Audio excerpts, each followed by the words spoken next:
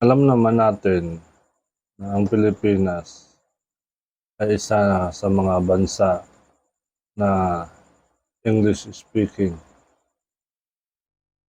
Pero tayong mga Pilipino, meron tayong recognized Filipino accent.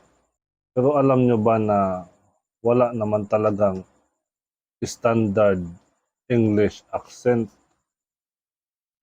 Walang ganon.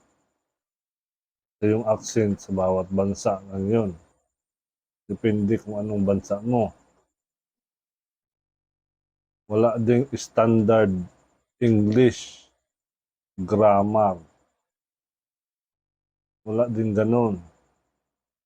Kaya kung nag-i-English ka, matigas ang pananalita mo. Pilipinong-Pilipino ang pagka-English mo. Be proud of it.